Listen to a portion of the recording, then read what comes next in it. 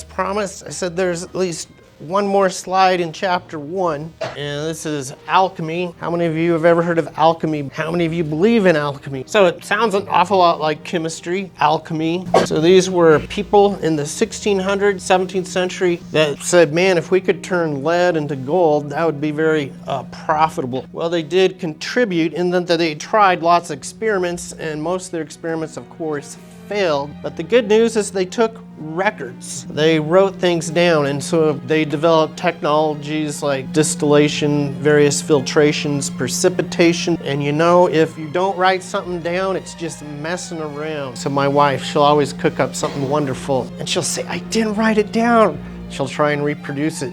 She can't. All right, so part of science literacy and doing good science is keeping good records. So when you do make that discovery, you can move forward with that. All right, a lot of fun things here. So this was a few years ago now, the Mars Climate Orbiter. So, you know, that's $1/3 billion. We're going to be looking at metric prefixes here real short. So move that decimal place over, and this represents like 10 to the 6th. That's what a million is. We'll just foreshadow some good things to come. 1/3 of a million, 1/5 of a, third of a billion, 1/5 of a billion. So a lot of money there. And when everybody's excited, gonna explore Mars, get a good picture of things, and it crashed into the surface. And why did it do that? Well, a big organization like this, they have teams of scientists working on various different aspects of the project. And one team was working in metric units, the other team was working in English units, and they hooked the software together to run the whole thing, and they didn't check that, and it caused a big problem. And so that's why it crashed. All right, so mentioned some metric prefixes. Before we get there, we want to understand scientific notation. So we have big, large numbers, very small numbers, and it's tough to write all those zeros all the time. So here's 1,200, and if I move that decimal over 1, 2, 3 places, that's like multiplying by 10 3 times. So to put it in scientific notation, we write 1.2 times 10 to the third. 10 to the third means 10 times 10 times 10.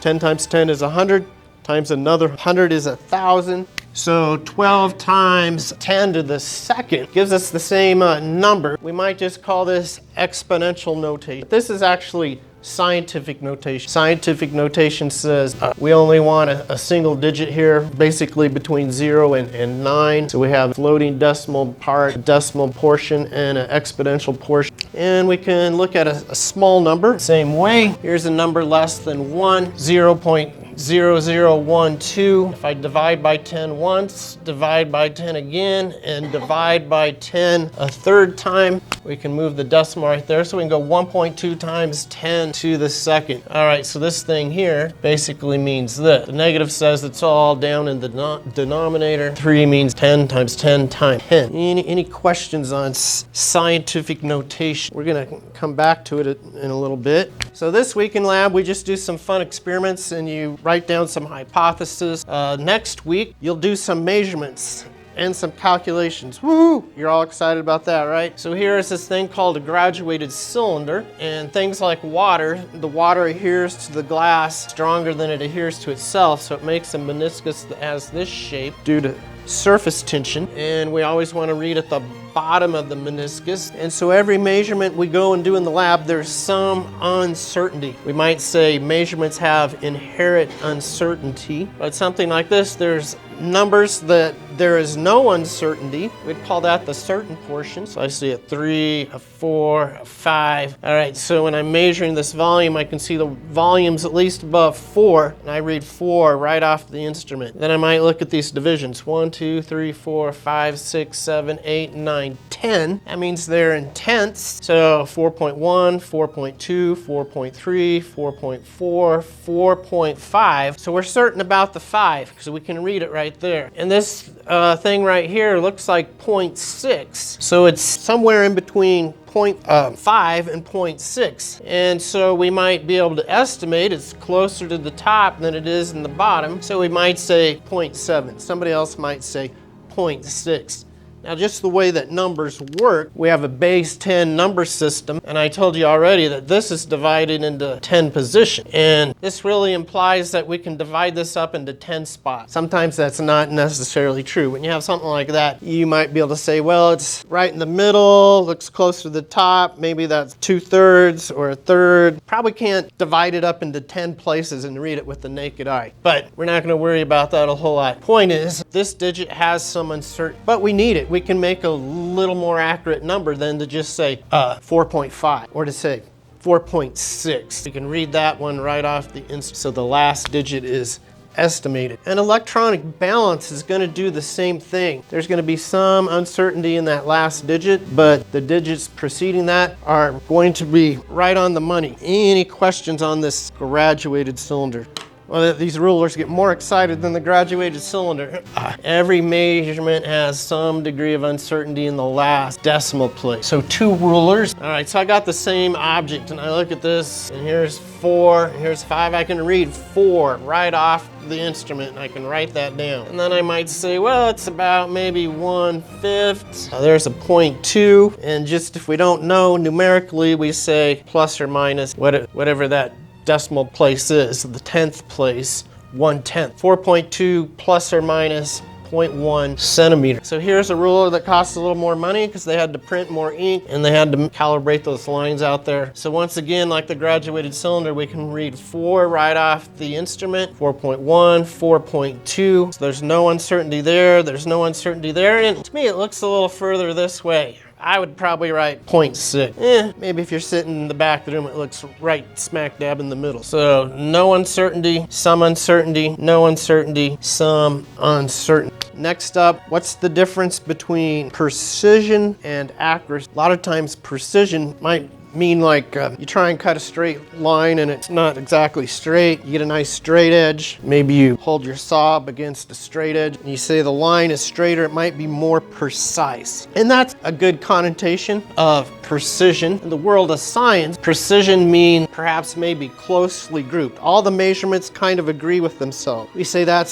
has a higher degree of precision than a bunch of numbers that are kind of spread out. And so a target is a really good example of such a thing. So let's just say the bull's middle is the accurate number or the true value. So right here, there's a line that's saying, right here's this green line. It's the same for all. The 10 is like the true value. And so this might be like in lab. You give 4 students an instrument and they go make some measurements. One gets 10.49, somebody else gets 9.79, another person 9.92, 10.31, and so the average fairly close to 10 maybe. So we say this is inaccurate and imprecise. Over here, another student, or it could be a lab making a measurement, or an astronomer trying to figure out a number, 9.78, 9.82, 9.75, 9.80, and you see they're more closely grouped, still not close to the center, so we can say this is more precise than this. The answers agree more with itself. We still say it may not be very accurate. So over here, you'll see that all these are closely grouped and they're close to the bullseye. So this green line is like the true mass, and maybe each of these students used a different balance. So now we're straying into my lane of analytical chemists. Analytical chemists measure things and they want to be able to trust their numbers. So many times we do things like average. Notice the average gets closer to the center. Maybe the average of these doesn't get you any close center. So we do things like averages, standard deviations. In this class, we want to know the difference between accuracy and precision. Of course, we want both. Any questions over the difference between accuracy and precision? All right, now the fun part. We say well, first let's just back way up. When I got married, my wife registered at Target or somewhere, and I got this bathroom scale that probably cost somebody $15 back in like 1990, and it actually has like a number scale. And let's say I'm keeping records and I step on this scale, and I say, oh, today I weigh 150.13022104 pounds. What do you think about that? So I said early, this says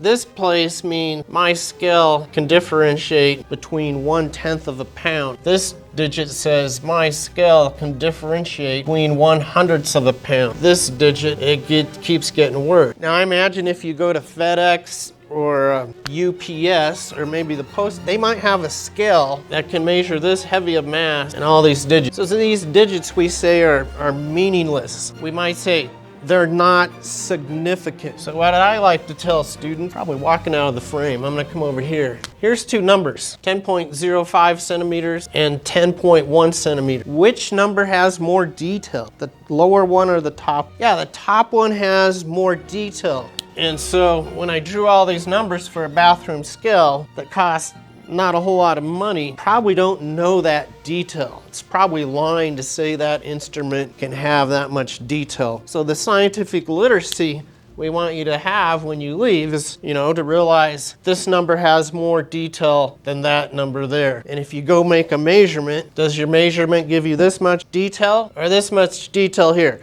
That's why we spend time talking about significant digits and then make you pull your hair out when you lose points for them or something like that. I'm gonna make them real simple. You're gonna get out here, you're gonna know them better than anybody in this whole institution. So when you encounter a number, you pretty much apply these rules. What are these rules? Non-zero digits are always significant. So here's the number, 1983. 1,983. Then it doesn't look like a date. But we say we know that number to a detail of 4 digits, 4 significant digits. We also say that confined zeros, those there that are between these non-zero digits, are always. So this number here has a detail to 4 digits, 4 significant digits. All right, leading zeros that appear at the start of a number are never significant because they act only to fix the position of a decimal point in a number less than 1.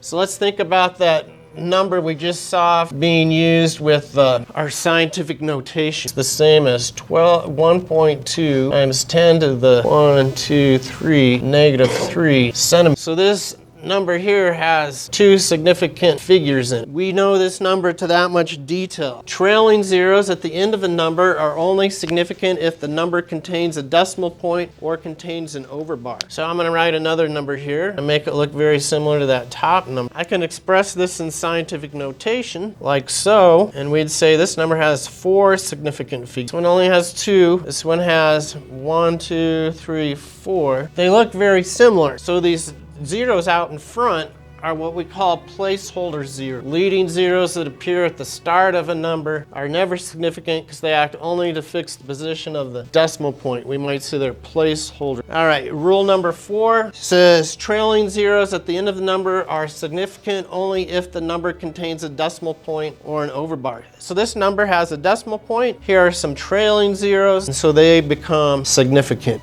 All right. Placeholder zeros are not significant, 3 and 4. So trailing number, maybe I should just leave that number up here. Many meters, 1,200 meters. I can express this, put it in scientific notation. So these zeros possibly are placeholder zeros. Unless we know how the number's measured or counted or derived, we don't know. All right, so certain counting things like 60 seconds in a minute, there's no uncertainty in that definition, or a dozen containing 12. And something we're going to learn something about here later on, a mole. All right, no decimal point. I got lazy. I wanted to write the word ambiguous. These are somewhat ambiguous. You go to the bank and ask for a loan, there's not going to be any ambiguity there when they count out the $1 bills. But if you just see this number written on the side of the street and some graffiti and don't know where it came from, you're going to say it has only 2 significant digits, and that can be reflected. All right, now if I change this a little bit and put a decimal there, now this thing has 1, 2, 3, 4, 5 significant digits. Clear as mud.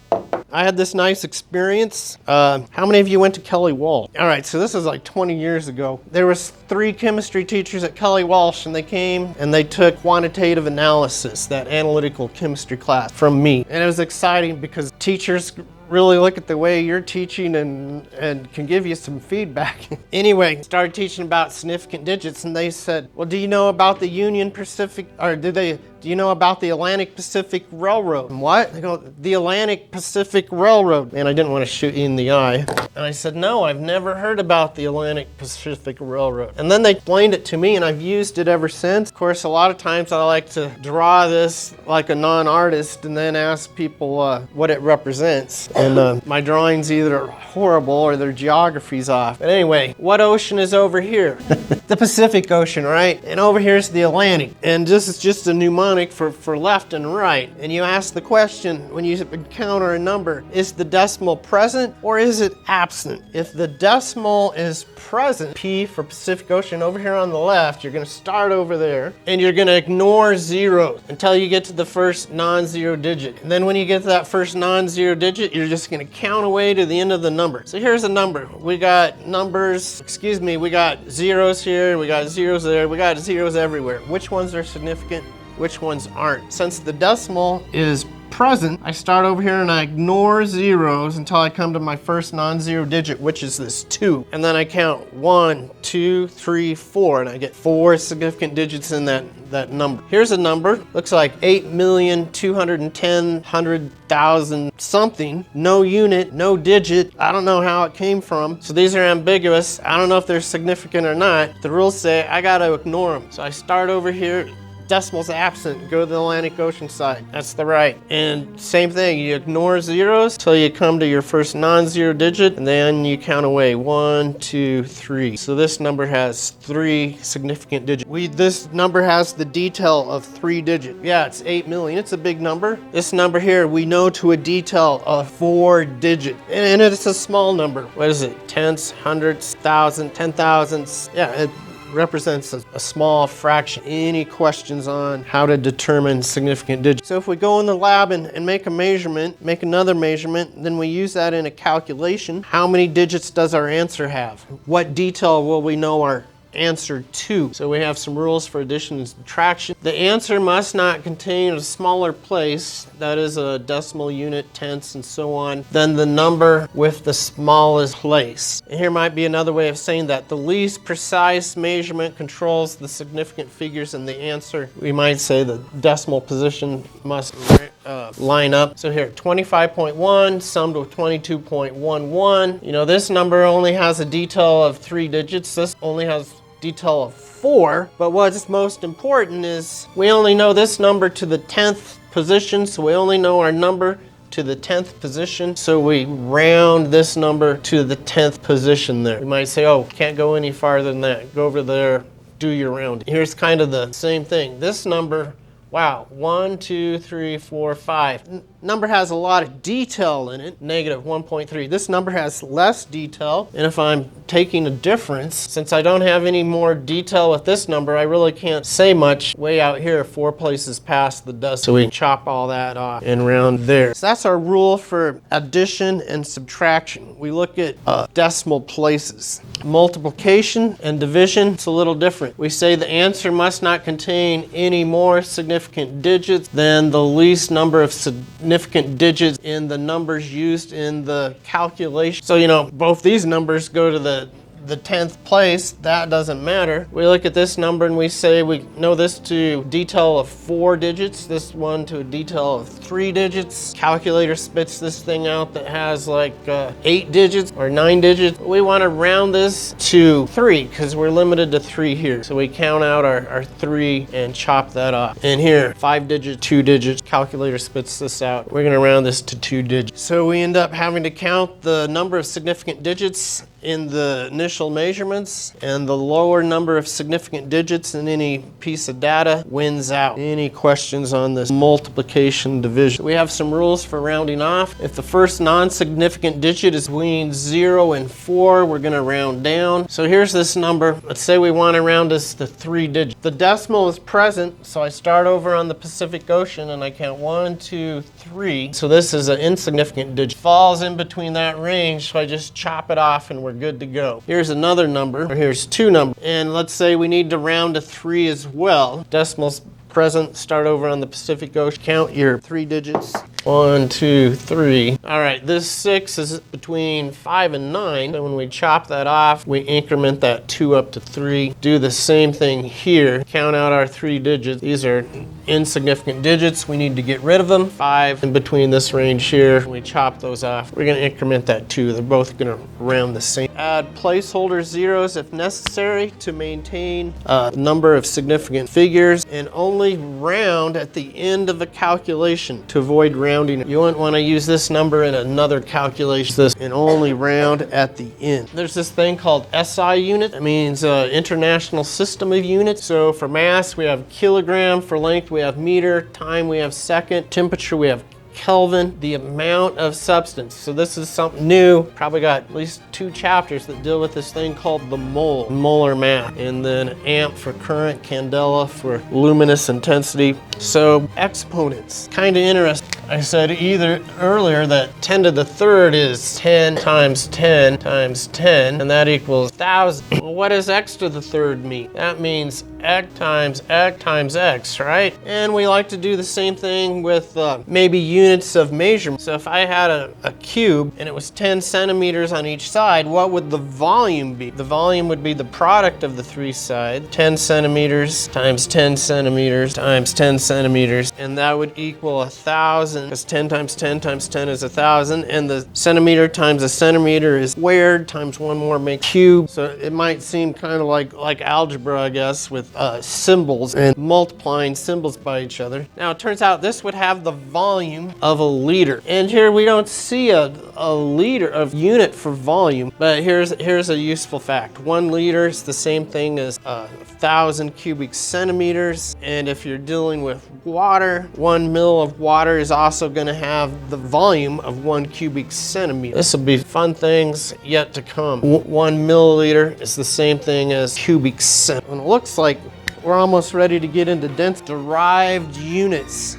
That volume is a derived unit. So the international symbol for volume is cubic meter. Area would be square meter. Density, what is density? Now something I'm more used to, grams per cubic centimeters. I just told you earlier that a cubic centimeter and a milliliter is the same physical dimension of space, but notice density, we have mass per volume. And so this is a physical property of matter we can measure. If you try and sell me this gold nugget and it doesn't have a density of 19.3 grams per cubic centimeter and has a density closer to 12, I'm gonna say you melted some tire weight and sprayed it with Crayon gold paint, right? So density, that's a physical property of matter we can use to identify what type of matter it is. All right, joules for energy.